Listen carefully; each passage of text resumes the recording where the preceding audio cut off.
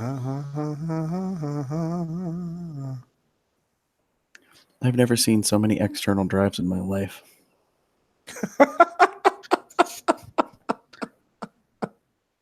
Are you looking at the computer next to you? No, I mean, I'm in their office, and Jeff has had so many different drives over the years. Like there's like what 1, 2, 3, 4, 5, 6, 7, 8, 9. I mean, they're just like, I mean, like he's a big music collector, so it makes sense. You know, he's got a lot of Music stuff everywhere, probably. Yeah, it's just kind of crazy to me. That's all. Excuse me. Don't mind me. All right, there's. Just yawn. We'll go to live chat version, and that's apparently going to take 45 minutes to reload. The lighting is shitty because I'm really working with natural light at the moment because I'm right in front of a window. Nice. Where was I going? Oh, there it was. I was going to this. That's what I was going to. Reunited, and it.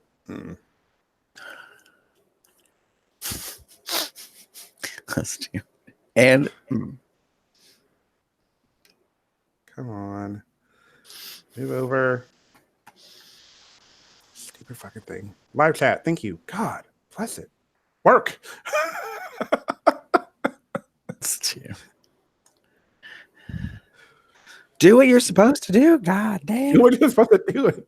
Agreed. Like, I said something like that earlier to Ronnie. He was like trying to work on something, and then he was like, like grumbling about something. I said, let me guess, it's not doing what you told it to. Basically. Yep. Okay. Let's see. I've got. Oh, I suppose I could. You know, I didn't think about that earlier. I can at least attempt to do the intro. Yeah, but I gotta find the. I gotta see if I have it.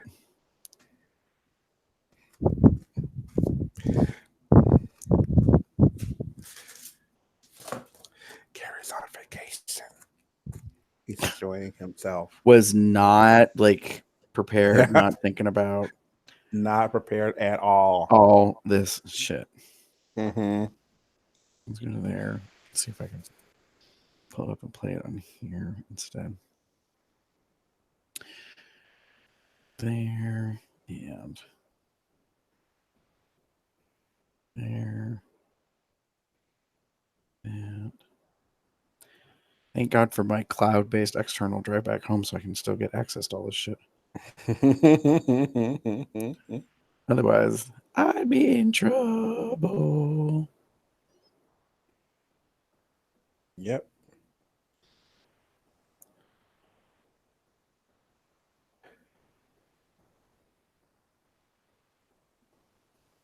Woohoo. Stand by for. Stand by for what?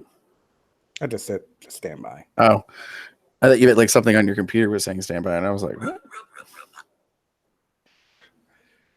All right. You ready? Yes. Okay. Drag race. Really? Let's try that again. Bitch. 3, 2. A drag race. A drag race.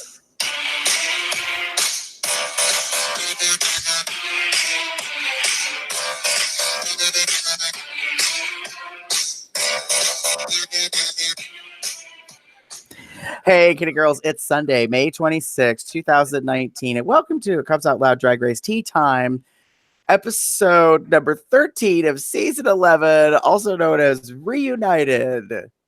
And it feels so meh. And happy Memorial Day weekend to you too. Yes. Yeah. That's the thing. All right. So For those of you that are just tuning in for some reason at the reunion episode of COL's Drag Race Time, there are two fabulous co-stars that host this little podcast shindig. My name's Gary, and with me is Hello, everyone. It's Damon. Let's talk about this reunion, shall we? Shall we? Yeah, it's something. All right, so our normal segments are not normal anymore because it's the reunion, so we don't have challenges, but we do have other things that we want to talk about. So, of course, I don't really have my normal setup. I'm obviously like kind of on a little holiday getaway with friends, so I'm trying to like do this on the fly, hence playing shit on a phone and crap. So, no musical cue, but this category is serving looks stunting pretty. Queen's War. What? Yeah. So 15 gal pals come back to the stage at the Orpheum Theater in Los Angeles with RuPaul as the host. So RuPaul Andre Charles decides to moderate questions in that, and all the girls turn up in new outfits for the reunion. Damon, what were your thoughts on some of the looks? choices? Yeah. So I said curious looks, and this is kind of a. So I got a chance. I did actually watch the fashion photo review because I kind of wanted to see that because all the queens are on stage. You don't really get a chance to see everything like full on. So I wanted to watch the photo review because I wanted to kind of get a better look of what they were wearing. And I just found some things a little curious. Just a little like, what prompted this idea? So, and unfortunately, my first one actually goes to one of our favorites, and that's Miss Nina West with her little sock monkey throw. I don't quite know what it was, but it was cute and funny. But it's like that I don't like. I guess it works. I mean, I don't know if it was part of the dress or not. It looked like a very nice structured like top and skirt, like a jacket and skirt combination. That one was a bit like a business suit. And then there was the outfit, kind of the sock monkey something. I don't know if it was like a boa, if it was a throw, if it was like a part of the actually like sewn into the garment. I don't quite know, but whatever it was, I was like, okay. I also felt that Vanjie's look was a little simple. Banji? Yeah, Banji. And there were a few others. Oh gosh, off the top of my head, I wasn't a fan of Scarlett's look. It just seemed very green for the sake of green. Like it didn't have anything to do with anything. Did you not catch the subliminal thing that she was doing? Probably not. She's green with envy. Oh, God. No, I told Jeff and Ronnie, and they were like, oh, like it was so funny. The moment I saw it, I knew instantly what she did. I was like, oh, look, she's green with envy because her hair is green and her outfit's green and all that. Girl. Okay. But again, and another one, like this is kind of a I think we talked about earlier today. I feel like one of the things that makes me realize this is definitely after the finale has aired because everyone seems very like relaxed and casual-ish, like including someone like Evie, who's pretty much wearing like a bathrobe. And while it was, fun-ish with the towel on her head with the bubbles and the rubber duckies kind of thing, it was definitely her odd like sense of style. The robe essentially, and I think she had some kind of like slipper heel on to kind of go with it. Or maybe she wasn't wearing her feet. I don't know. I can't remember. But it's just one of these things where like just things that caught me off guard. I'm very curious about some of the things that people wear. And again, this is the reunion, so it's not the the finale where you're like on stage and showing how much you've grown since the show. This is just like we're all here, we're all together. Like Right. Da da da, la la la. I'm not expecting major things, although I particularly loved not Scarlet, Suga's look. I loved Akira's look. Um, I liked Raja's look. That's really it off the top of my head. That's it for me. Okay. Gary, how about you? I said to borrow from another show on YouTube, there are some toots, some newts, and some boots. Oh. Yeah, so soju,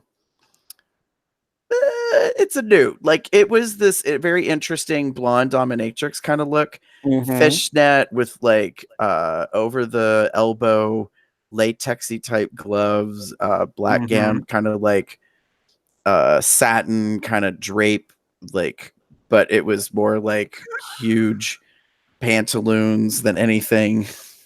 Sorry, I just read Mark's comment in the chat. Yeah. Kahana Montrese. No, girl. Like, no, I don't know what you're doing. Like, it looks like spacey kind of other stuff, but it wasn't really working for me. So, it was like weird web stuff on the legs and like galaxy type stuff all over the place, and I don't know. No. Now, Honey Davenport, I actually pretty much liked overall. It was very like superhero kind of like cartoon, maybe like glam villain. Reminds me, of course, a lot. I think most people go with Storm because she's a queen of color, and Storm as a character is, you know, a woman of color as a superhero with like this white hair. But I really like that black like effect with the winding through in the hair. I just really love how she's doing this whole like golden black consistency to her theme. Things are a lot about bees, about honey, all that kind of stuff. So I wasn't mad about that. I really kind of like that. Mercedes Iman Diamond. No, girl. Like, I wasn't a fan of the outfit. It looks very like almost like it's a kind of dance number reveal thing. The fringe technically being red in certain light and pink in other light was very annoying to me, because on camera at certain points it looked like it was red and pink, and I couldn't figure out why, and then I realized it was because of the way the spotlight might hit it. Oh gosh. And then like silver diamond shoes with that outfit. Okay. Like, it's just no. And the hair, the Farrah Fawcett kind of swept hair. And this is a read for all the girls. I was not happy during the reunion that over here on her right side, she had a piece of hair that kind of like was doing an alfalfa number and sticking out. It wasn't sticking with the rest. Not Scarlet, not Soju, not no bitch behind or near her who looked at her hair ever said, "Oh, girl." Like, nobody took their hand and just kind of like, no, nobody helped her. Get some hairspray. Yeah, looked like a mess. It was a problem. Fix that shit. I was Fix like, it. No. Fix it. Yeah, I was not happy about that. I was not a fan of Ariel Versace, so hers is kind of a boot. Like, this weird, like, beige leather with something. No. And then the hair was like, the hair's cute, but the hair's the wrong color, girl. It's way too soft pink to go with that palette. Like, it just, I would have expected a really bold color. So for a woman who owns a wig business, I'm surprised she didn't pick up brighter color. Well, so, she wears what she wants to wear. Yeah. She's from Jersey. That's nice. Now, for Scarlet Envy, overall, I think it's a 2. The thing for me about this is, well, no, I take that back. Boot those shoes. Because they're like this weird gold kind of color. Like, they don't match the outfit at all. But I like the outfit and the hair. I think she looks beautiful in green. I have no issue with this. Lighting is a bitch, though, because I bet you in a natural light, that dress and that hair go really well together. But on film, like on camera, sometimes it wasn't looking so hot.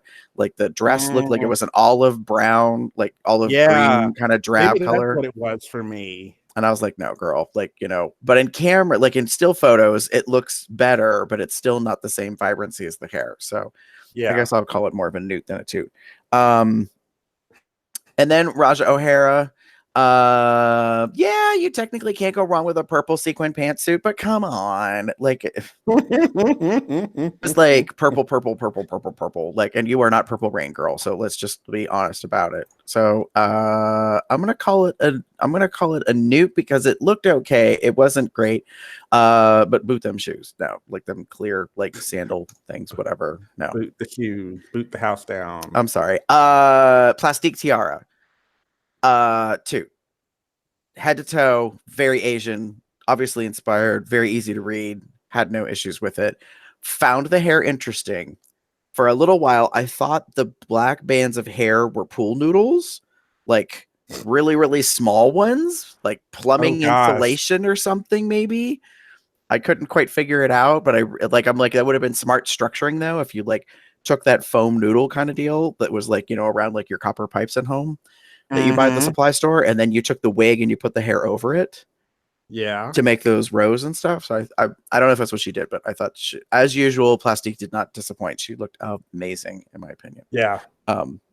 So according to, if you listen to the fashion photo review, apparently this is definitely potentially inspired by her Vietnamese heritage. It's possible. I don't know. I can't tell you. I figured as much. It looks very, I think it just is beautiful. All right. So Sugar Cane, we need to talk, girl. Uh-oh. I'm really torn up about this look. I love the color.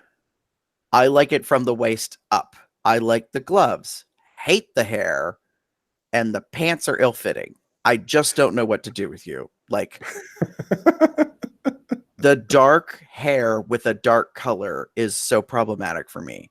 I'm like, are you trying to be like Kiss of the Spider Woman? Yeah. Because that's kind of what I'm getting from this, but also very confusing because it feels so high glam and yet so dark. Like, it just dark lady. Yeah, I don't know. Like, it was bugging the shit out of me.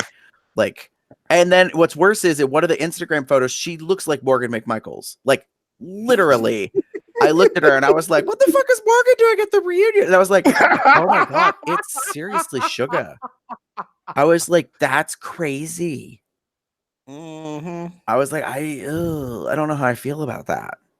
And the thing about Sugar is she probably made the outfit from scratch, which I'm very proud of her for.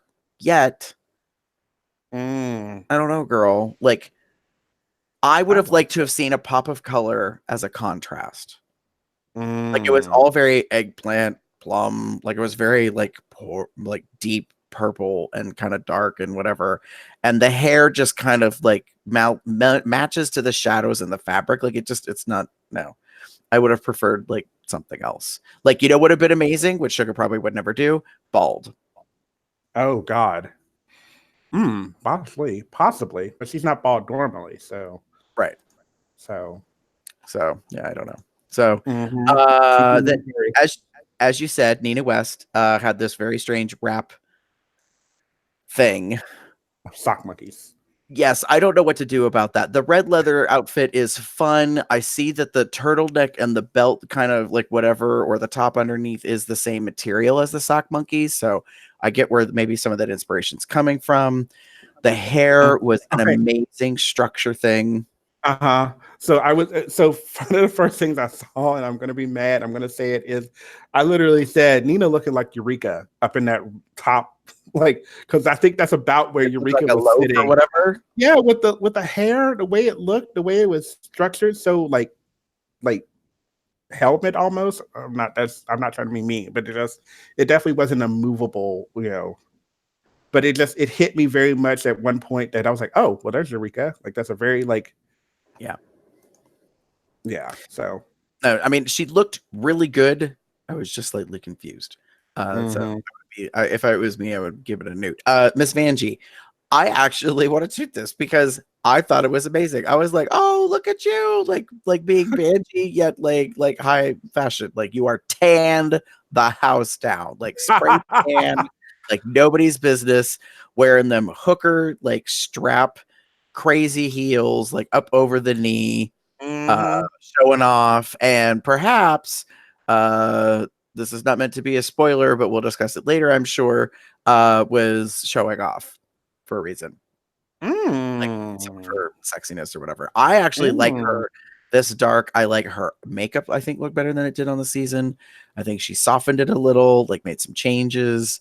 The fact that she went with that like that crazy neon lime green kind of like faux foxtail, you know, extra piece I thought was yeah, I thought it was interesting. So hey Eric, it's okay. We're just discussing the outfits. Miss Sakiria. I don't know how I feel about this. So this to me, her look to me, honestly, is very much a like almost like a throwback to like kind of Hollywood glam, kind of like drag queen pageant. It's a bit of mix of both, with the the feathers that kind of go down one side and on the arm, and then the high slit. Like she definitely knows how to show off her assets. Pun totally intended here. Like she knows her shape, she knows her body. I don't know if she has anything up here. I don't think she does, but whether she do a breastplate or whatever she has on, or the pretty sure it's a breastplate. Yeah, so she knows how to like. It's got a neck thing, fabric wise, that she's I think covering up something. So it works really well. So she does a really good job of making sure everything is kind of cut and put together. I don't hate it. I think what I've learned, at least so far, is that blue tends to be a color she gravitates towards, which is okay in some points, but not always. And this one was it's complementary to her skin. Like everything in the blue family probably will do good for her. Like if it's too dark of a blue, it may not show well. Yeah. But like this has got teal feathers and blue feathers. It's like very azure blue. Like I mean it's nice, but I think the problem that I have is that the fabric is weird. It looks kind of like tiger stripes, but not. And that's the part where I'm like, why are you taking a showgirl and turning her into a hooker? Like I don't that's where my problem is. Like it looks glamorous, but it looks cheap glamorous. I don't know. Like it's but yet it's really beautiful. And her face is painted, the hair looks good. I mean, it's problematic. I'm just like I like you and I kind of like the outfit, but like for the reunion, I don't know. Mark said in the live chat about it being old showgirl classic drag. I'm like, yeah, I mean, it is very much to me like along those lines. That's what it like harkens back to, yet it's a little new. So I mean, it's okay. I don't hate it, but I also don't love it. Now, Brooklyn Heights. The moment she appeared, I was like, oh, well, hello. Like Norma Desmond meets Annie Lennox meets like fashion something, I mean, I was like, wow. I was really taken by it. It's very striking. This is huge black sequin cape with a red liner. I don't know how I feel about glitter MC Hammer pants. Really, girl? Like, I know that you're a dancer and on all that, and maybe you did it because you wanted to be comfortable because you knew you were going to be sitting in chairs and on camera for hours. But yeah, now is the time I would have been happy actually with a tuxedo pant, I think. I like the look. I think it was a little much, but I did like it. The cape thing was awesome. The top, like not asymmetrical, but the hat kind of like like you said, the Norman Desmond, like structured and stuff. Oh yeah, structured looked really good.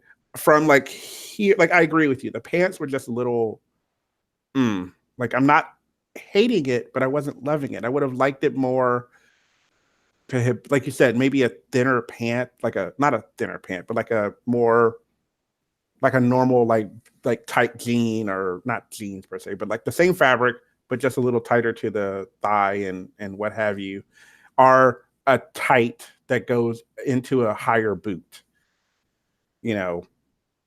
Something along those lines. I would have been fine. I would have been fine with like a 4-way stretch black fabric that was not glitter, not sequins, maybe Mm. satin that like looked like tuxedo. Do you know what I mean? Like even if you just applied a stripe down the side, do you know what I mean? Yeah. To make it look Yeah. good in that way. And then you know what? You could around the bottom, you could put like a 1-inch band of that same fabric that the hat and the cape are made out of. Mm-hmm. Like you just accent it just a little bit. But I mean, I'm not a fan of the big H earring, you know, that was like constantly like hitting her chest and kind of flopping around because the hat had the B, you know, Yeah. Brooklyn Heights, I guess. So I loved the spit like applique hair, you know, wave that was applied to the face. I was really like enamored by that. It was very evocative. It was very like striking. And I appreciated that. I was like, well, look at what you brought to the goddamn table. Yeah, it was it just, and she was really playing with color because it was very cream skin, black, gold, red. Like that's what we were dealing with. Like she had a primary palette of what she was working on. And so I kind of you know, yeah. Mark says she was reclined and leaning all over the place, very comfortable leaning on the chair next to her and throwing her foot in Silky's direction. Oh, yeah. Speaking of Silky, huh? Are you ready? Are you ready? Huh? Yeah. What the actual fuck? I mean, at least she didn't wear like tan or black undergarments under That's true. the thing, so you didn't see it, so you couldn't clock her for that. Right. I get that she has this like baton twirling, maybe majorette, whatever drum, not drum, rear guard, color guard, whatever background. We know that she's been able to do like the baton twirling bullshit that we've heard about it, but this was not the time for this outfit.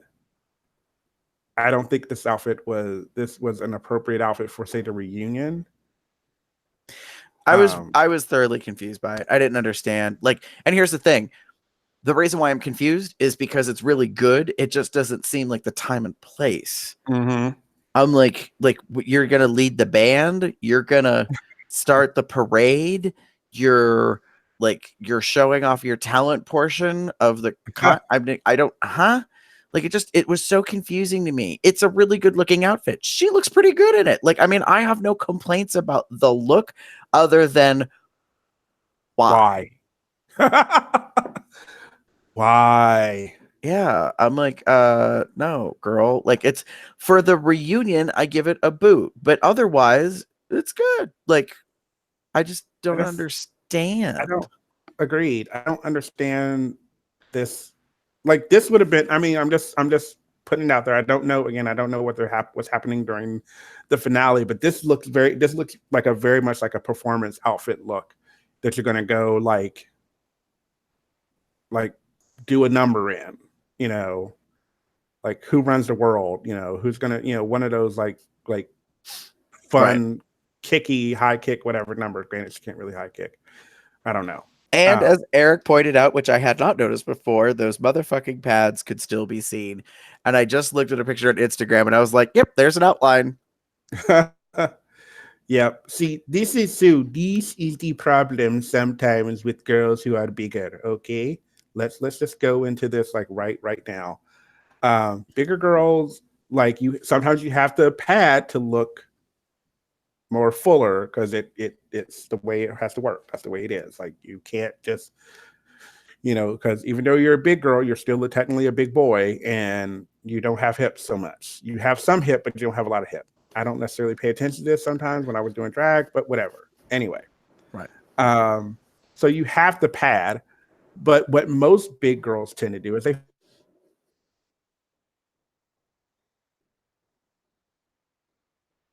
Damon, you still there? Hello. Can you hear me? Yes, but you froze.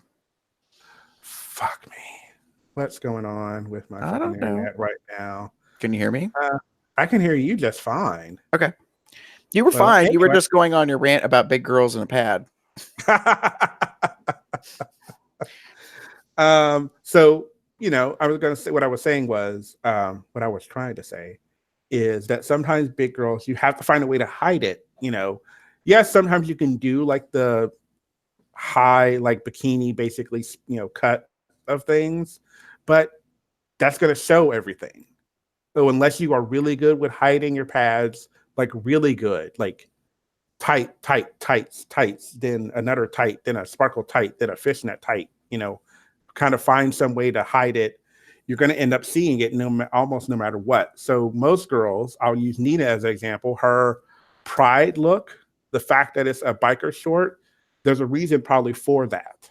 Mm-hmm. Because you saw the other outfit was definitely like a little bikini with the epaulets on the sides of the hips with the fringe. Yeah, like big girls have to find a way to hide it. And maybe that's not true for every big girl. I'm sure there are girls out there that know how to do it and do it well. Silky is not one of them. Right.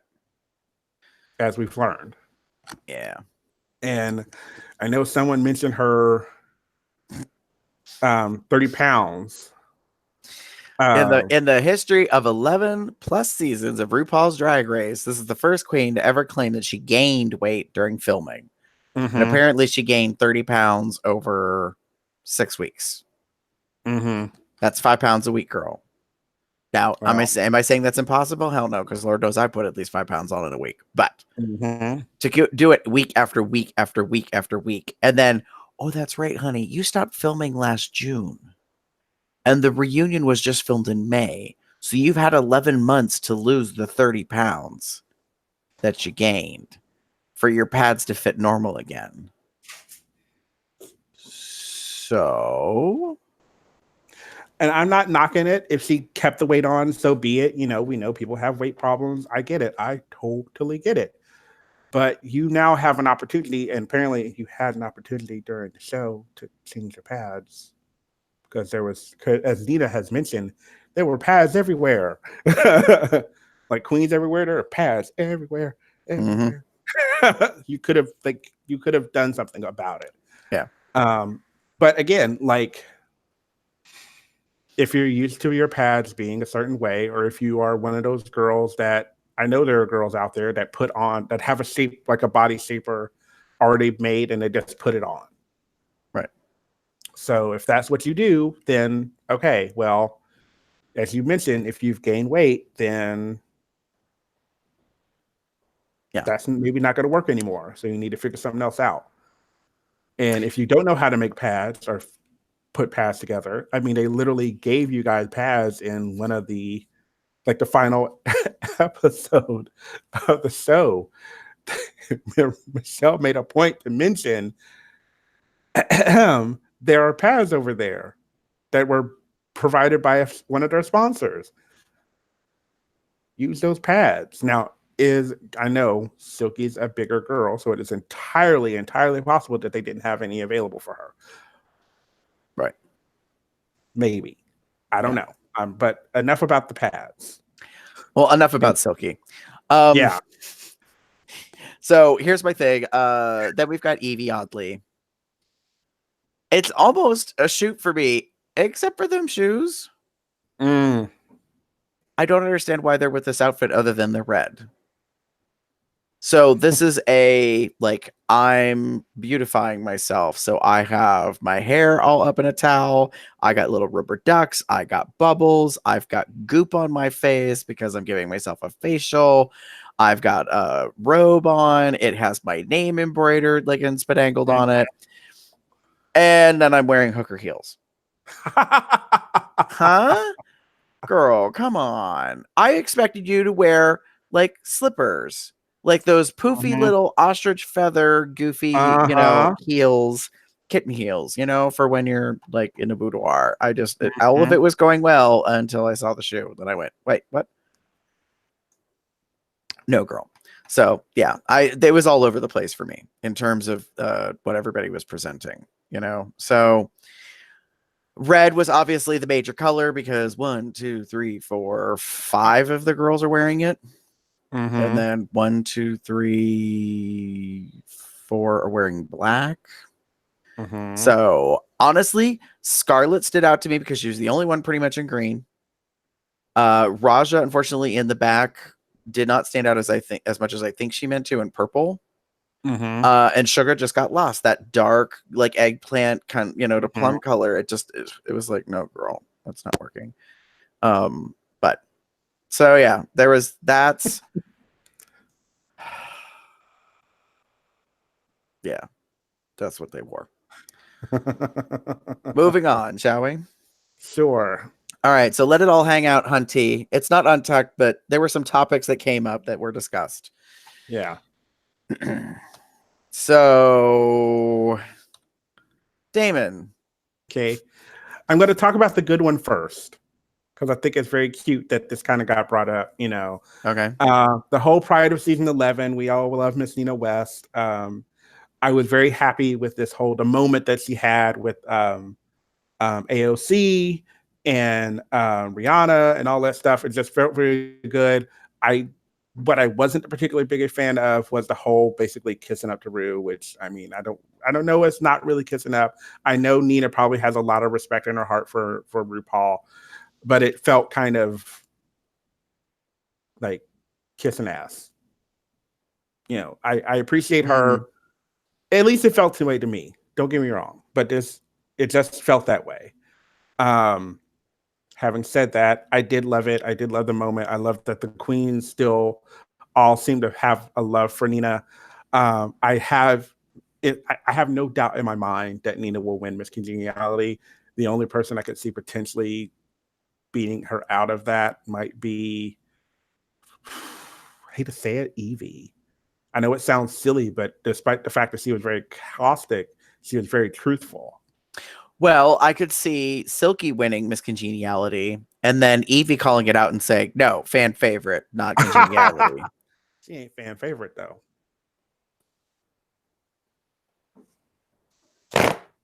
I have mine.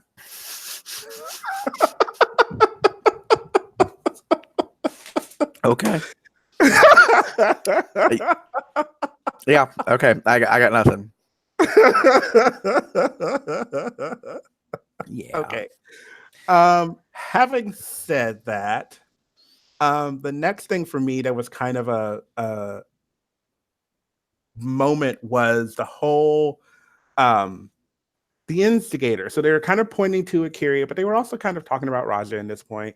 And it's one of these things where I was kind of like, well, somebody's going to have to say something. And if nobody's saying anything, then you kind of don't get much on the show. Like, and if right, it I was wasn't just going to say, somebody got to have loose lips. Yeah. And if it ain't going to be them, it's going to be like a producer saying something to somebody who's then going to say it to somebody else. It's just that's the way it is, girl. We know this. We have seen this show enough to know that there is some quote unquote manufactured drama. We know that for a fact. This episode was no different, but the whole, I love that they called out Akira for being like an instigator in a sense, but I'm also like, was she saying anything wrong? Was she doing anything that was out of place? As he mentioned, although I kind of was over this whole talking about Plastique in her history kind of backstory bullshit. Like I'm still confused about all of that, and it becomes very clear. Like, I love that they gave us playbacks because the thing that I saw is not what Miss Akira was saying. Akira was saying Raja said something to her first. That's not what we saw in the untucked that they showed again. No, that was you walked over to her and said something to her. I know you two were both in the bottom in that episode, but it was still one of these ones I was like,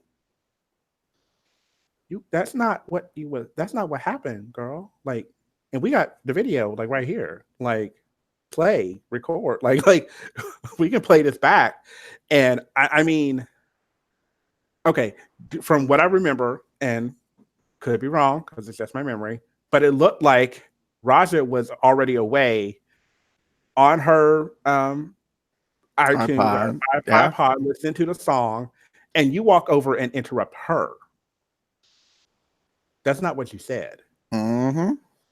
And that's kind of where my like moment where because she kind of kept going back and she kept trying to defend herself. And I feel like I love you, Akira, but you need to shut up. Like you need to stop digging this hole because we know we can see it like right here. So don't play this game of I didn't instigate that. No, you did. So, but again, you needed it. I think the show needs someone like that. It's one of the things I liked about Akira. Her her like confessionals were on point the entire season. Like loved it, all of them. Because they were good. Like she's funny and hilarious, and it's just something that I was a big fan of hers. But what I disliked, especially in this episode, was her not kind of owning up to it fully. Like own it. Own that you were, I mean, intentional or not, you were an instigator. Plain and simple.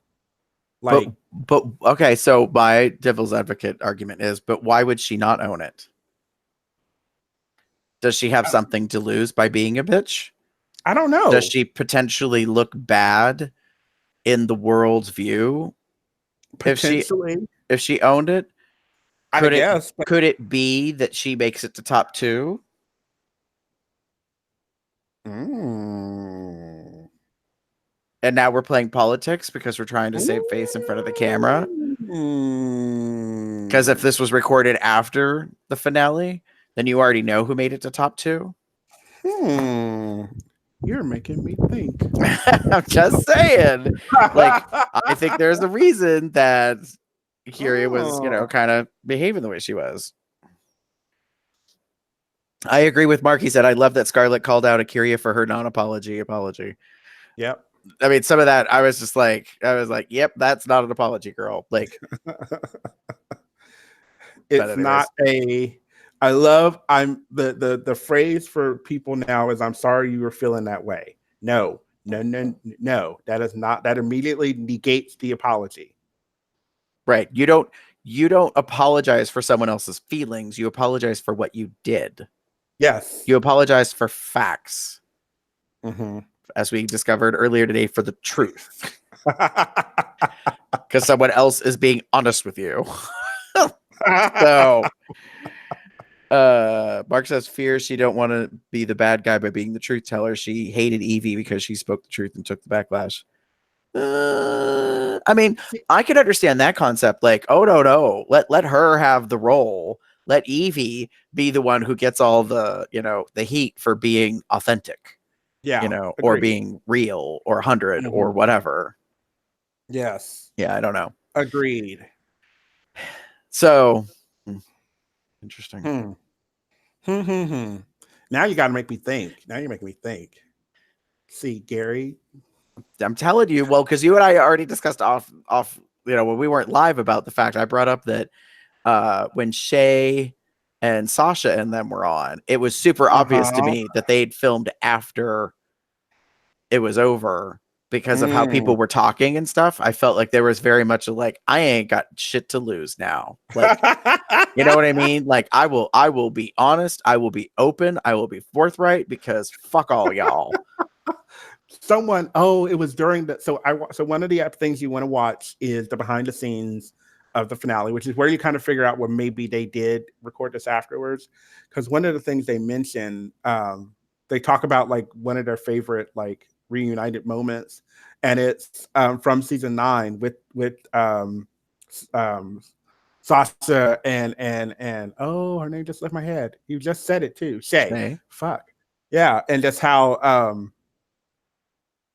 Valentina's going at Shay, and Shay goes, I'm not mad at all. Like you don't need. Do to I look angry. mad to you? Do I look mad to you? And I just like Yes, bitch.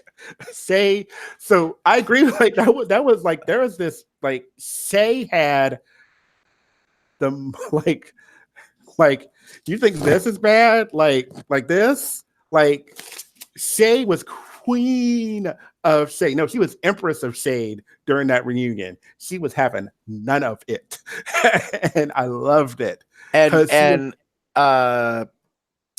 shit, her name just went out of my head. Asha, Aja was right by her, like handing over the scepter in the crowd. Like she was yeah, in her court, totally like supported. Like, yes, mama, I am in your house. Like I am a part of this royal court because she was like, nay, no. Rue called out the breakdown Akira had and where that came from. Akira was having a moment in a day. She knew she was going home. Shay had no fucks left to give that day. Very, very true. Yeah. Shay was like, whatever, bitch. Like, I know where I'm at. Like, right. And I think Evie delivered a little bit of that. So, anything else for you on topics, Damon? Oh gosh. No. All right. How about you? So speaking of Evie, I said one of the topics for me was Evie serving tea. She was very well maintained, but had moments where she kind of attacked a little, and she also had some emotional moments. And I thought she walked this amazing balancing act between like serving face and like maintaining composure, but also like getting angry at certain moments and telling people how she honestly felt and how things were said that hurt her feelings. And I thought it was really well done. I was like, I'm not going to say that she was lying and acting, but if she was, like, girl, give you the award. So I was. I loved her reaction to the whole, Raja basically calling her stanky, like smelly and whatever. And she was just like, that shit hurt my feelings. Like, better. And again, we had that, one of those non-apology apologies bullshit. Well, I'm sorry you felt that way. Like, no. Like, own your words. I get that you were upset because you were at this point in the game that you knew you were gone because you knew you were gone. But that gave you no reason to go to that level. Like, and we know you said it because lights, camera, action, bitch. Like, they caught that shit. Well, and that's one of the things I think that a lot of the girls brought up, like in a general topic discussion, which was, oh, so now that we're done and we're all back home and we're all watching the season air, now I find out what you bitches were saying behind my back. Every single one of you. Like, understandably, Scarlett, Raja, like a bunch of them had like criticisms and stuff thrown in their face at the same time. Like, oh, I see how it is. This is how you really felt about this, that, and the other. And I kind of like I think if I recall correctly, Soju kind of came forward and was like, I was not here for the season, so I was surprised to see some of the things like blah blah blah. It came to the defense a little bit, I think, of Plastique and some others, and I was like, yeah, like very much so. So I like the fact that Evie was serving tea, during this, just like she has all season long. I thought she was very much like true to herself. The only other thing that I want to talk about is Wig Gate. And I want to talk about it because I understand it. I don't care anymore about it. I conceptually understand the timeline of how everything played out, and people seem to be confused and people are upset. And I'm like, what is there to be confused and upset about? So here's the breakdown. Break it down for me. Ariel goes home. Okay. She is, sashay away. So she goes back to the workroom and she goes to pack up all her shit. Prior to being sashayed away, already she had taken some of her wigs and moved and put them in a different area. When she was packing, she's emotional. She forgets to go over to this other section and grab the wigs. The wigs she left behind that were not the red one for Silky or the one for Plastique. She left all the other wigs by accident. She goes home. She's emotional. She doesn't unpack her shit for a couple weeks. She's busy. She got stuff to do. She like eating lots of ice cream, crying in bed, whatever her stuff is. Okay. Yeah. Then she unpacks her stuff and goes, oh, hell's bells, I left some fucking wigs behind. Mm-hmm. Now, as we discussed greatly last night when we were watching Reunited, Jeff, Ronnie, and I, queens cannot be trusted. And I don't say that as a generalization to say that every queen that's out there is a conniving, thieving bitch. However, you leave shit behind. Do not be surprised that you never see it again. So, Fact. right. And so the like one of them was like, so you're telling me they're all liars and they're all thieves. And I was like, well, no. It's but called it's what, crime of opportunity? Is that a thing? Like, like here it is. Right. Like, so long story short, Ariel's gone home. She's watching the show. She never says anything. No, that's not true. She comes back for the makeover challenge. All right, this is the timeline. So she goes home. In the meantime, Plastique says, we were best Judies. She gave me all the wigs. And Silky was like, I only have the one wig that Ariel left me with a note. All the rest of the girls decide to like take some wigs. Raja apparently has a wig walk into her stuff on its own, as we found out in the reunion. So then you get to the makeover challenge. Queens are making over queens. Ariel, for the camera, I think, adds a little spice to the fact that the wigs are gone. And I think the reason why Ariel was upset is because most of the wigs that she left behind, she could see in the room, but notably one of them was definitely gone. And that probably was the purple one that Raja took. And Ariel may not have really wanted Raja to have one of her wigs. So I could see where she might be a little spicy about that. Yeah. But then the next day, while they're doing filming, is when they're getting their faces painted by their still competing queen. And everyone starts talking about it, and Ariel realizes it's not that big a deal. Like the wigs have been gone. They are gone. I'm not going to get them back. So why would I care anymore? Now, the problem is, in the meantime, Plastique has already run her mouth and said, well, she left all the wigs to me. And then Plastique stepped in it by accidentally saying, or whatever, that maybe some of you girls really could use them. Right? So all of that shit's going on.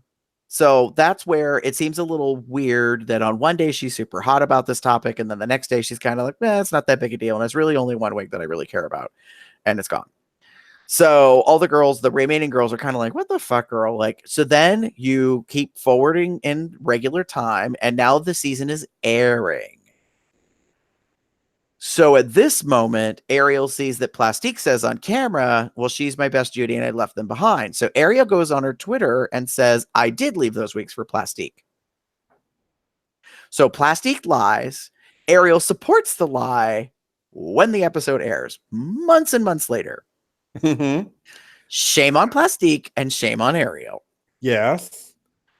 So that's really kind of the timeline. In the end, you fucked up. You left your wigs behind. You were mad at yourself for doing it. Then you get the chance to go back and you think, oh, I might be able to get my wigs back. I ain't getting my wigs back. Well, fuck. Oh, and maybe the one wig she liked the most is the one that walked out the door or rolled out the door or whatever the hell it did. Grew legs, jumped into some suitcase, whatever. And then it gets thrown at you at the reunion. Okay. I just think because we're classy that way. Of course we are. I just think it was hilarious. I love that Silky was kind of like the whole backpedaling thing, because I agree. Like the way that Ariel was talking during the reunion. Now this is during the reunion, right? It seemed to me that she was saying things that happened that she was doing while the show was airing, not realizing that she was back on the show to have an opportunity to talk about her wigs. Like, I don't know if like she failed to remember that, or she was just like, because the way Ariel, when she's on during the episode, was making it sound like was that she was upset, but she wasn't upset, but she played the role of upset for one reason or another. But then like online and everything else was like, yeah, I did it. And then she talks about that, the whole tweet about Plastique, and she says, oh, I did that because I didn't want Plastique to lose favor on the show. But the show's already recorded, and so you guys already know like what happened. Well, you know some of what happened. I think what they Yeah. didn't know is what was going to be aired. True. So you don't know what's really going to make the edit, what's going to make the cut. And then once you see it, you're kind of like, and I think Ariel was like, people already have it out for Plastique. I'm not going to let them gang up on her because of the hair thing. I think I'm going to just turn around and say, screw it, and leave it as is. So I think what they didn't realize is that Plastique told a lie. Ariel fucked up. She left her wigs. Plastique told a lie. Then Ariel told a lie to support Plastique's lie. And in the end, they all looked bad. End of story. Yeah. And then Raja throws a wig across the stage. Whatever. You know? I mean, it's like this. No. So, I thought that was kind of tacky and tasteless. I will just own that. I think it was a stupid move. I got that it got a laugh out of everyone, but really, reality is, we all know this. Those wigs aren't cheap. Well, and then I loved how Silky turns around and pulls out the mega stunt of the line and says, well, girl, we all took wigs because we know you got this business and we wanted to spread the word and support you. And I was like, shade. That was shady, because I was like, I doubt very highly if you walked around and passed out fucking business cards or website addresses and said, go to this place to get these wigs from Ariel. Doubt it, honey. No. As Mark says, act a fool, girl. Act a fool. Act a fool. That's what they did. So yeah. Yes. So those were the topics. You ready to move on?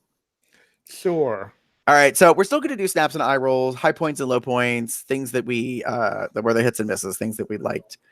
So Damon, what are you giving snaps fors in the show? So my snaps are actually to Miss Nina West for her awesome fucking read to Miss Soju. I thought it was A+. Like, I don't know if she had someone write it for her. I don't care. It was worth every penny she spent. It was worth every fucking penny. If she paid somebody for that joke that ended the entire show for the reading portion, she deserved every penny she spent on that. Whether she spent $25, $100, I don't know who wrote it. It was Bruce Valanche or somebody else. Could have been Willem, for all we know. I have no idea. Or she stole it from another queen. She needs to give him credit. It was funny. Yes, it was hilarious. And it is, as I quote, because I'm reading it because I actually found an article that it was written down in. Soju, it's a shame your career hasn't exploded like your sis. Tell me really quick, did it K-pop? Oh, shit. Just fuck. Man, that was just so yeah.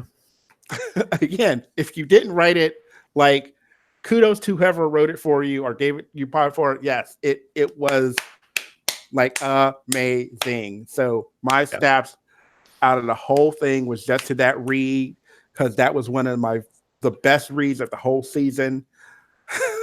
I know Soji wasn't around when they did the reading thing. And we all know Nina wasn't the greatest at it because she was talking to Rue and like getting her stuff. Like, nope, no. So congrats, Miss Nina. That was amazing.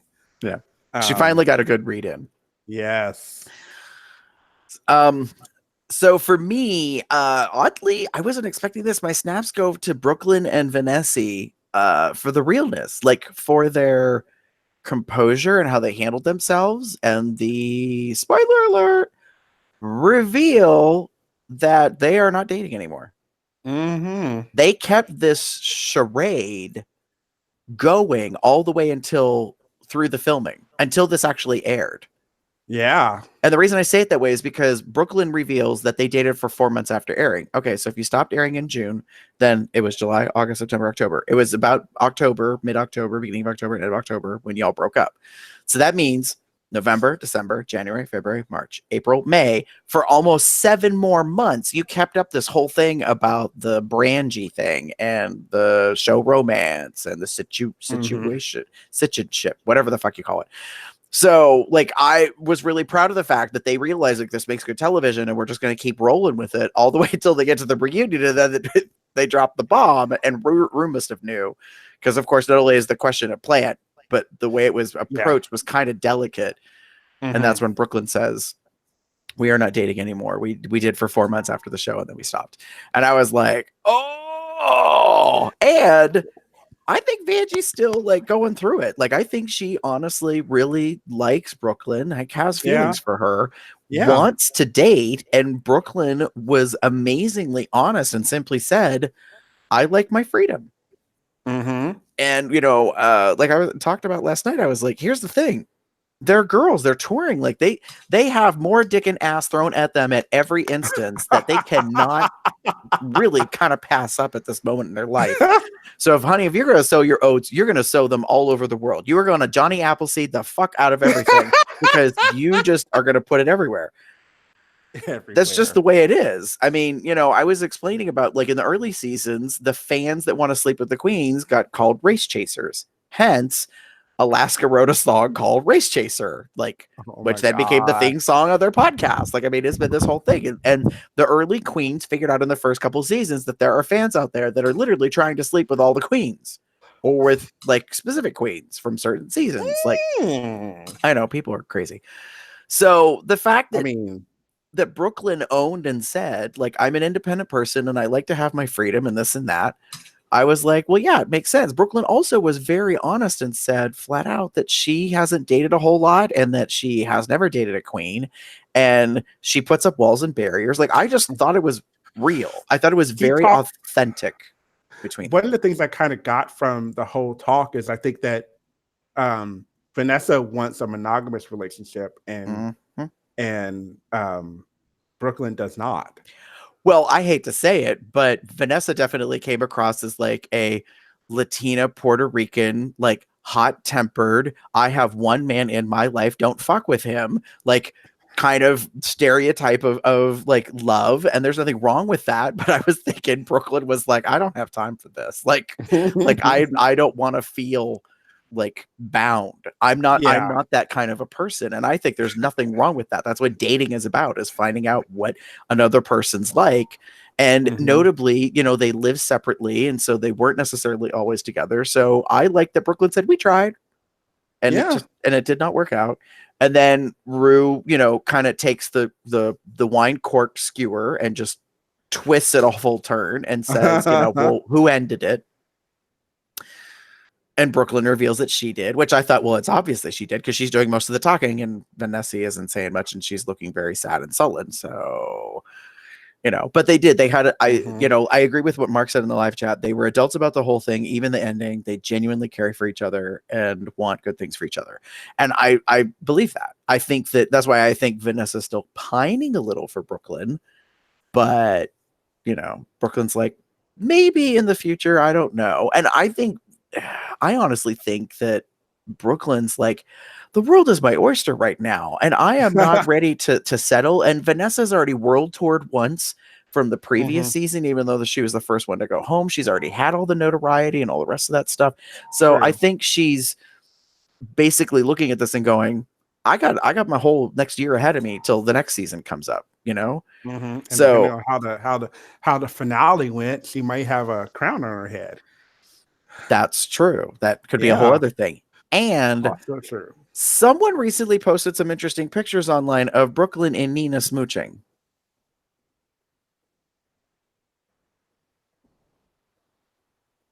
I'm just saying, it wasn't like tongue down the throat. It wasn't crazy, but I thought, well, wouldn't that be a fine how to do if a former EOY and a later EOY ended up not only being very good Judy friends, but then also cockeyed and geekied and became a weird power couple. I will say something kind of funny because it just kind of caught me off guard.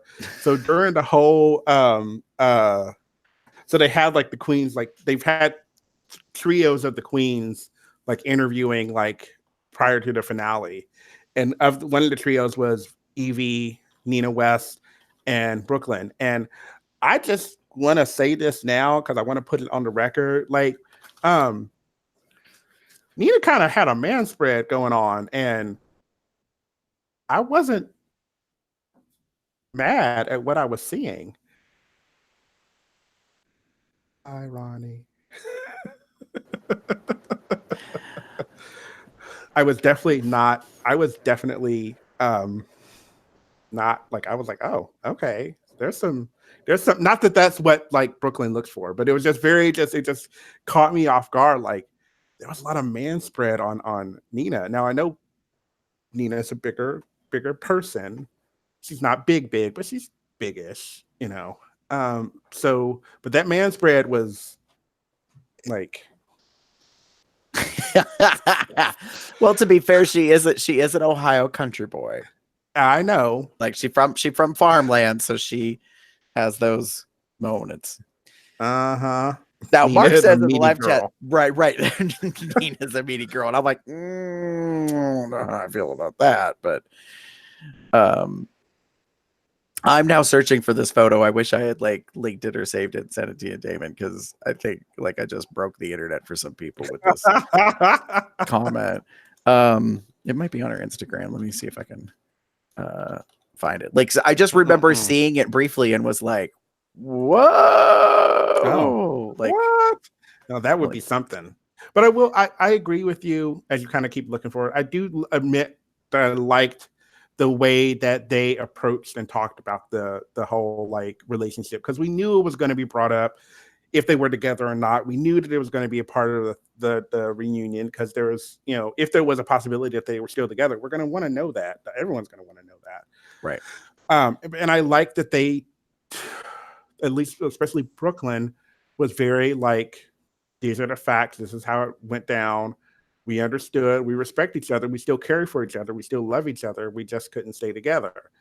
And sometimes, again, that's the best way to look at it. They could have tried to make it work and ended up hurting themselves in the long run, you know? So I'm glad that they had the understanding to essentially make a mutual decision. I'm assuming it was mutual, maybe not, who knows? But I agree with you. I think that Vanessa kind of has a hurt still from it. I don't necessarily think it's a bad thing per se, but I think it's probably a thing. And maybe once this year is up, if or two or so, maybe we'll find them back together, you know, when they can maybe settle down after all of this has gone on. But again, especially a Rue girl, the job, I hate to say it, is never done. And you're probably going to be touring a lot. You're probably going to be going everywhere a lot. You don't normally just go back to your hometown and go back to doing what you were doing. And hell, some of the girls, like, I mean, I'm sure Brooklyn probably was touring well before, you know, this all went down, you know. So that's very much a wait and see. Right. I would love to know what happens. For sure. Well, yeah, I mean, and I think that you're right in saying about, well, what if it's, you know, if there's a specific year that should pass as far as time goes by before, you know, a decision is made. Yeah. You know, so see, I think it's from, yeah, this is kind of recent, but this isn't the picture. If I end up seeing it, I'm pretty sure it's from when Nina and Brooklyn were at Roscoe. Okay. And that was a couple weeks ago. Yeah, 5 weeks ago. So we're talking about a month and a half ago. But I mean, it just could be that they're, you know, very good Judies, you know, and that they're best friends with each other. And that's just all there is. They can, you know, they have that closeness of that bond that, you know, there is an intimacy, but it's not a sexual intimacy. It's just a thing. Yeah, I don't know. So we will kind of see how that plays itself out, I guess, in that case. But I thought that their relationship, like the way they handled it, was very real, and I very much appreciated it. So that's how I feel about that in that case. So moving on, Damon, your eye rolls.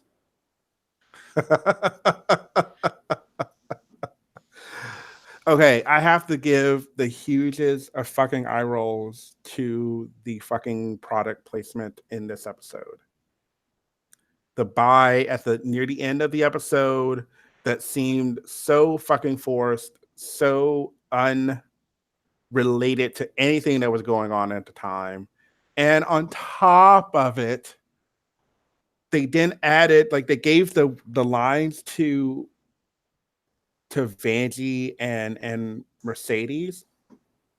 And I just want to be like, who came up with this? Like, who decided to do all this? Not that, you know, like we said, Vanjie probably, you know, of the queens to get this, those are the two that probably had the worst time with like the Rachel Maddow, like teleprompter reading challenge that they did a while back, mini challenge. And to give this to those two, because I know they didn't learn this shit, just seemed kind of stupid and inappropriate and almost forced. And it just sucked. Like, I guess they had to get the money somewhere, but like, God, that was just so awful. It was so fucking awful. Like, I roll it because I know that, yeah, you need sponsors and you need sponsorships. Money is out there, blah, blah, blah. But it's just, excuse me. It just felt so stupid and not insensitive, but just didn't feel like it was necessary. Mm-hmm. If you had done at the beginning, like the product placement, and maybe close it off with all of the queens getting a thing of buy and having a sip, I would have probably still hated it, but at least it would have been like somewhat like in line with something, you know. Right.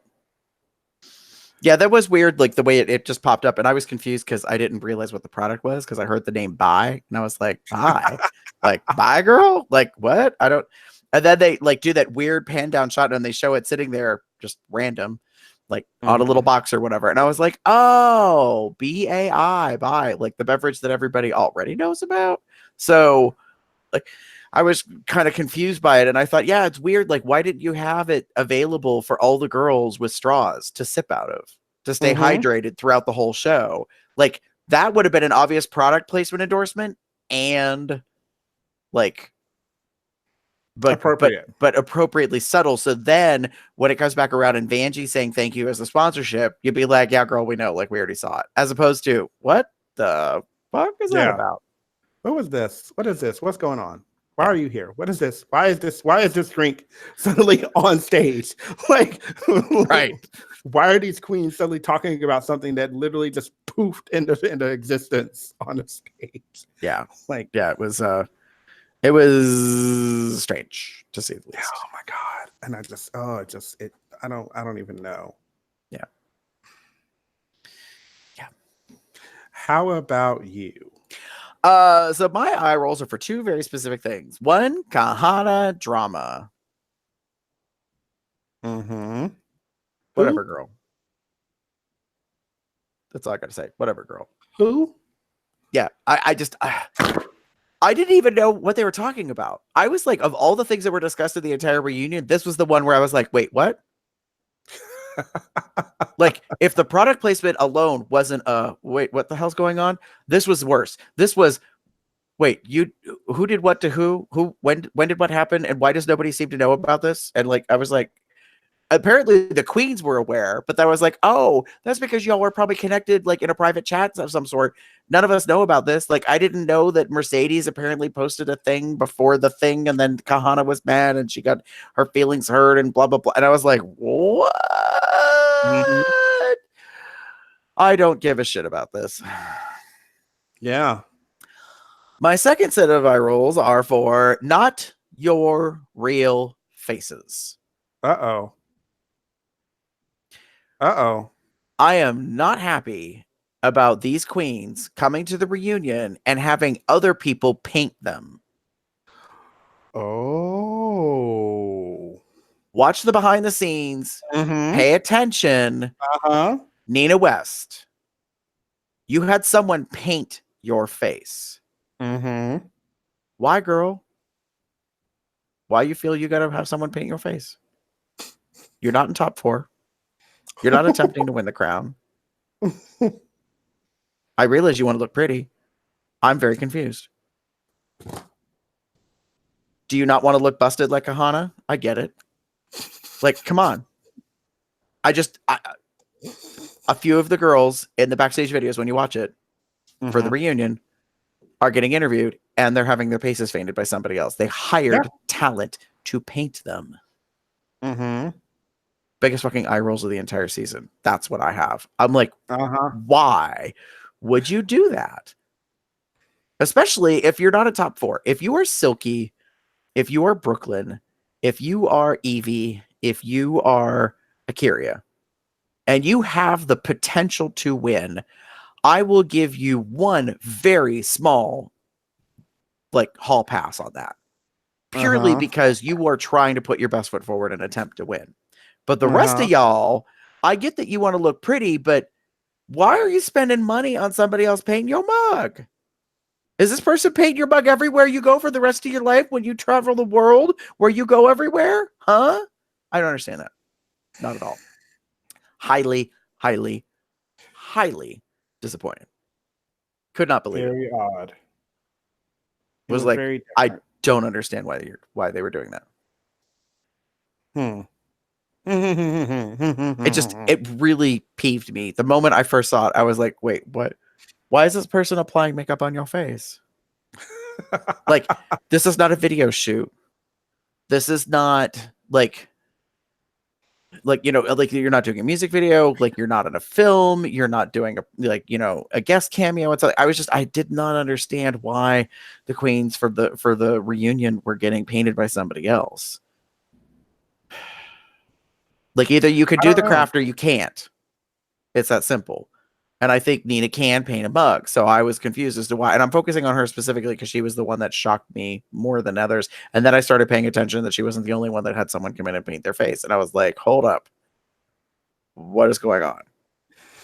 What are you doing? What are you doing? Because I'm pretty sure that shit was not free. Yeah. So last I knew, you did not win 100,000K, girl. So why are you spending somebody to put your face on you? I just was very, very, very, very, very confused. Girl. I'm just saying, I don't hate the queens. I'm just befuddled. I'm confused. I'm bewildered. I'm kind of beside myself because I'm like, the whole point of this show season, the competition is to prove that you are the world's next drag superstar. You should be able to kind of do all of it. And the mug that you put on for the reunion should not be all that different than any other mug that you do. Now, if you need help with appliques, with prosthetics, with things that you don't normally do, I can understand that. But why wouldn't you save that for the finale, not for the reunion? I'm just, yeah. Did not understand. Did not. So I don't know. Don't know what those said. What is this? Mark says this is the new designer outfits to be on Drag Race. Someone else paints you for the finale. Someone else's designs and creates all your looks on the show in the first place. Fuck that noise. No, because it's not fair. Because we're creating a classist system. We've already had this discussion, and Michelle has said it repeatedly. You do not have to have money to be on Drag Race or necessarily to win Drag Race. Does it help? Yes, and it does give you an unfair advantage. But they don't pick queens to compete because of their money. They pick them because of their talent. So if you decide to take a third mortgage out on your home, put yourself into debt to have these outfits to slay the runway, that's on you. That's a decision that you make. Yeah. So yes, queens that are more seasoned, that have more under their belt, that, I don't know, auditioned 9 times, might have already banked some coin or some stuff strategically to be able to get on the show, to be ready. Yes, you have a short amount of time to pull looks and stuff together, but it's come on. Yeah. So I don't know how I feel about that. Should they restrict the girls spending thousands of dollars on clothes for the show? That's actually a good question. And I want to think, in my mind, I want to say no. Because it's not going to be just the clothes you bring. As we've found out, you can get pretty far making your own outfits, here, there, and everywhere. Monique Hart is a perfect example of that. She pretty much brought fabric and made stuff made fabric. She made outfits to get on the show. Right. So I think, again, for a queen to be on this show, you need to have all of the charisma, uniqueness, nerve, and talent. And you also need to have some abilities. You need to be able to act. You need to be able to sing. You need to be able to improv. You need to be able to dance. Like, I hate to say it, and you also need to be able to sew. You kind of need those traits as well. And impersonate. And impersonate. So you need to have all those things together. Yeah. Like, there are things that you kind of already need to know. Yeah. Because, girl, we know the show. We know what's coming. You know everything that's going to be happening. So, like, you have to be prepared for it. Yeah. Again, it's one of those things where it's not going to be just what you wear that gets you through. It's not going to be just how well you perform that's going to get you through. You cannot, I repeat, cannot lip sync for your life and get through the show. There's a top of maybe 4 lip syncs for your life. If you end up in the bottom 3, 4, in the first episode, second episode, third episode, and fourth episode, one of those, if you make it all the way to that fourth episode, you better be like fucking jump in front of the ceiling and shit in order for you to stay. Like, that's just the way it's going to be. And I highly doubt that's going to happen. It's rare, if not, I think impossible for a queen to make it past 4 lip syncs for your life. Like, that is fact.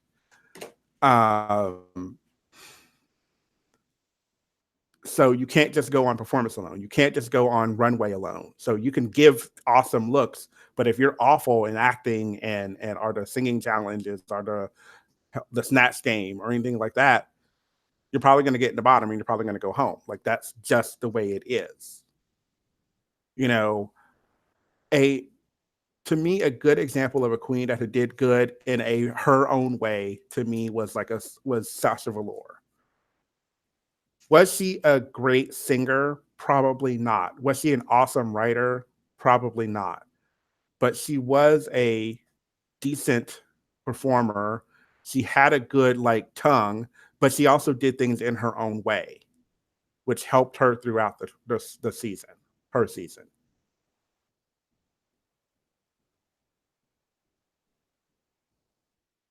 So I don't think you should restrict the queens to just restrict their financial things, because it's not going to be just money that's going to get you through. That may work on, say, an All Stars, and that's getting a big maybe for that.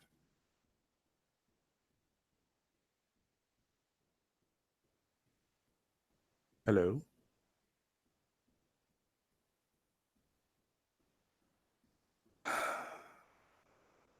There you are.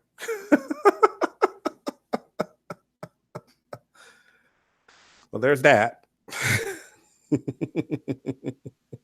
Were you here the whole time? Yeah.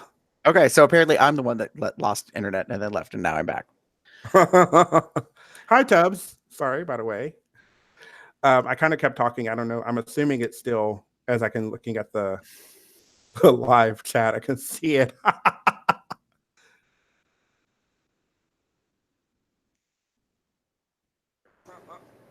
What's interesting is you kept talking the entire time, but on my end, because I disconnected, it looked like you froze.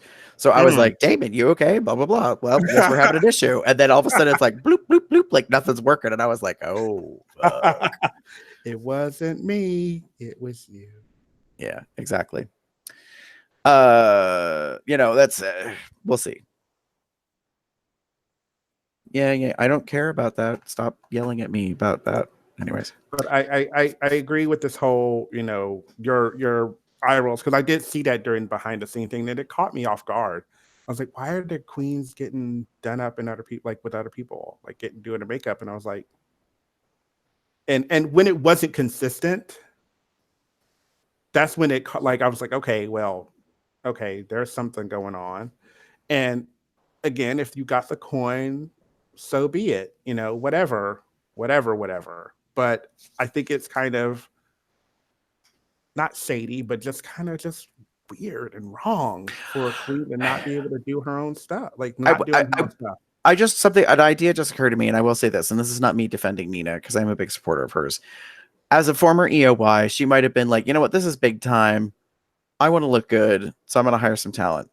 But what she doesn't realize is that from the outside, it's kind of looking like, yeah, but why? Like, do you not trust yourself enough to put on a good mug? Like, what's that about?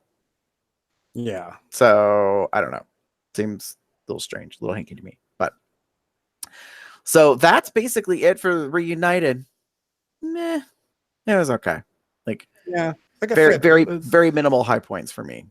yeah. Like I think it was a good Reunited. We didn't have the drama of like last season with, one of the girls literally walking off stage or anything like that, and all the tears and what have you. We had some emotional moments, especially from Evie, but we didn't have a whole lot of like drama.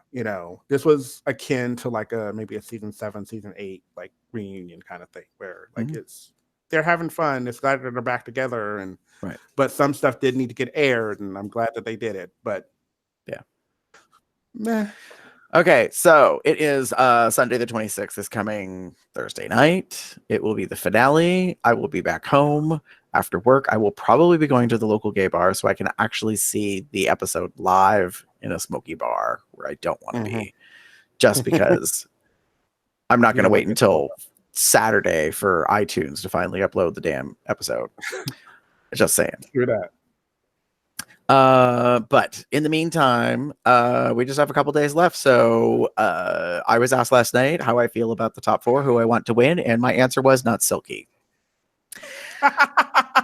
I'm just saying, like, that's how I answered it. I was like, I am fine with any of the other 3 winning. Honestly, I just don't want Silky to win. I actually want her to go out in the first round. I want 3 rounds, 2 queens, then 2 queens, then the top 2 queens. I want Silky to go out in the first round, just get it over with. I'm done with this. Like, done with her, done with all of it. Not that I never want to see her again, but I really need a break. Like I really feel like you forced me to drink that Kool-Aid. I didn't like that Kool-Aid. I don't care for that flavor. It was extra super sick and sweetening, and like now my insulin sugar is through the roof, and I am gonna go into a fucking diabetic coma because you force fed me this shit. Stop it. So I need a different flavor. Give me the purple drink. Like, yeah. So honestly, I really feel this way. I would be okay with Brooklyn or Akira or Evie winning. My favorite choice is Evie, because I want spooky, odd, kooky back. I want we've had it with Sharon. It's been a while. Not that we need to cycle these things, but Akira, she's okay. I hate to say that she reminds me of Kennedy Davenport. She reminds me of she's not really delivering all that much different. Yeah. For me. And Brooklyn, I don't know. Like, and I don't think she's gonna win, because if you watch her red carpet interviews for the finale, she's very weirdly like pulled back personality wise, and was like, I don't know, I'm just so honored to be here, and I can't believe it, and I made it all this way, and blah blah blah, and it's such an honor, and blah blah blah, who do you want to win? Well, I'm good, and I'm just with whatever. And I was like, what where's the fight, girl? Like, what happened to you? Like, I don't want you winning if you're not there to draw blood. Not literally, but come on. Like, yeah, you are a former pageant competitor. I'm so lost on her all of a sudden. I was like, you are pretty, you are nice, you are like talented, but I want someone who's going to well represent for a year. And now I don't feel that way about you, which is very strange. I didn't expect that. But watching her like behavior towards the end, I was like, okay. Like, so with you, I'm kind of on the same boat. I don't want to say necessarily anyone but Silky, but I definitely don't want Silky. Like, no Silky. Like, what would be perfect, in my opinion, is Evie and Silky in the first round. Evie sends Silky home. Bye, girl. We're done. Thank you for playing. Move on. That would be good. I would like that. And then from there, between Akira and Brooklyn, that would be very interesting as a showdown. Yeah. It's something we hadn't seen before. And I don't know who would win that necessarily, because Brooklyn obviously can dance. Akira, I think, is really good at lip syncing. I see them both pulling stunts because Mhm. that's now apparently the modern expectation. So Yeah. now, would it be interesting to have a three-way again? Sure, that would be interesting. Now, But I want like I hate to say it, I want done. Like I want I two, agree. two, and then two. Like I want the whole. To me, the three-way thing from last season was to me a total, Cop out. cop out because we wanted to keep her because we kind of wanted to keep Eureka, so everyone would think that a big girl would win, and then you somehow gave it to the 20-something-year-old little thin New Yorker who apparently has fashion sense. Right. I will say this. What if we get a repeat of Evie and Brooklyn at the top two? See, that would be interesting. Because we know then technically Rue would be quote unquote forced to pick one finally. Mhm. So that could be interesting if that's the top two. Yeah. As much as I love Akira, I could see that being a thing. Like I could see Brooklyn winning out against her. Mhm. I don't see Silky winning out against her. I'm just gonna put I that. don't see Silky beating anybody. Also true, unless something has changed in the past year or so. Right. Because it's become pretty clear. Like, anyway, it's just I'm on the same boat, I think, as you. I would be fine with any of them winning. I would love it if Evie won. I would be okay if Brooklyn won. And I would be okay if Akira won. Like Evie is my first choice. Brooklyn is probably my second choice, and Akira is my third choice. Okay. I'm right there with you on that. Like in a ranking order, I fully agree. But, and this is the thing. This is what it comes down to. Only one out of the four would I be mad at if they won. Based on what I know today, is it possible that Silky could pull a clown car out of her hoochie and like amaze the shit out of us in the finale? Absolutely. I just don't in past history see that possible. Agreed. If it happens, I will give her props for her props. And maybe she is a hidden like Black Horse lip sync assassin and none of us see it coming because she lip synced once and she did so abysmal and yet sent Nina home that we just can't foresee the predictability of her like really slaying twice. Because remember, in order to win overall, you would have to slay twice. If the rules have not changed, then from last year to this year or previous years, you have to lip sync once and then you have to lip sync again. So you got to be able to pull out the stunts twice. Do it all. So we will see how this all plays out. In the meantime, if you would like to get in touch with us, there are plenty of ways to do that. First of all, you can go to cubsoutloud.com and you can comment on our blog. You can send us an email to cubsoutloud@gmail.com. You can also leave us a voicemail at 361, that's COL Talk, also known as 361-265-8255. Social media wise, just type in Cubs Out Loud as one word. Instagram, Facebook, Twitter, YouTube, all that jazz.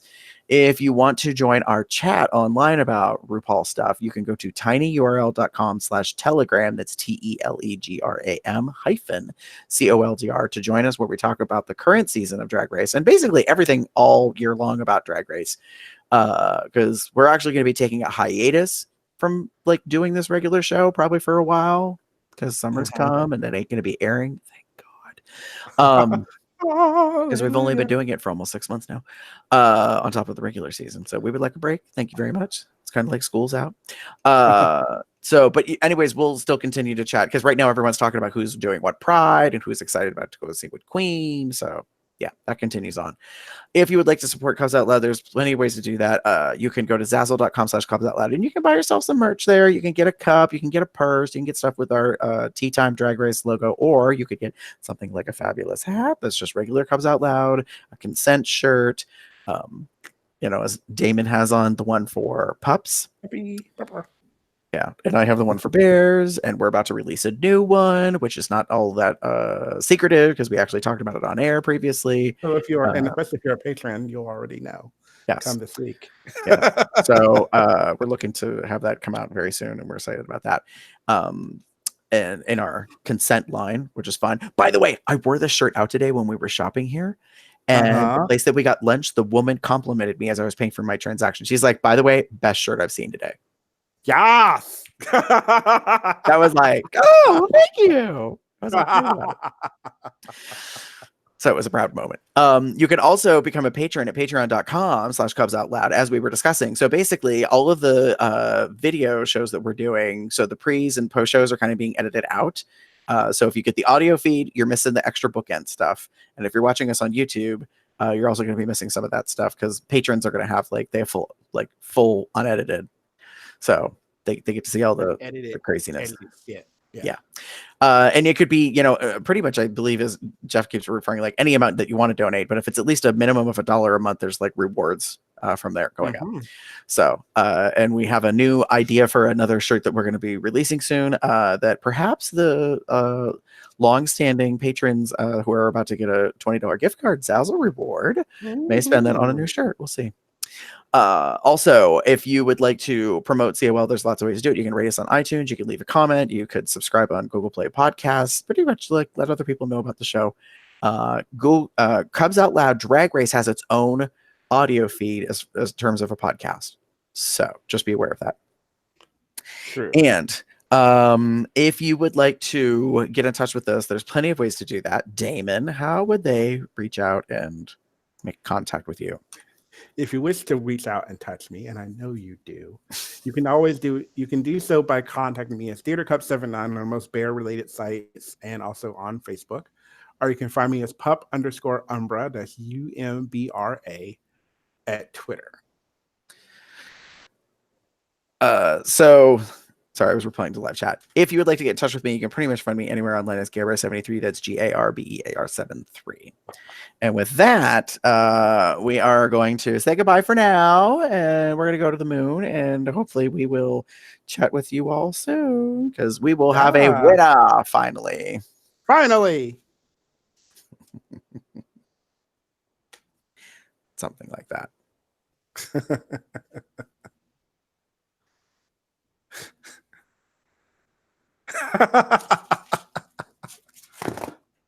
Maybe not. Of course. It always happens.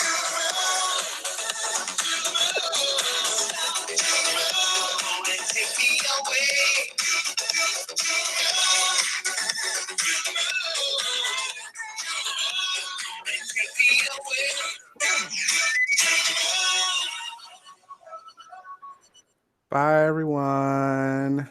Bye, everybody.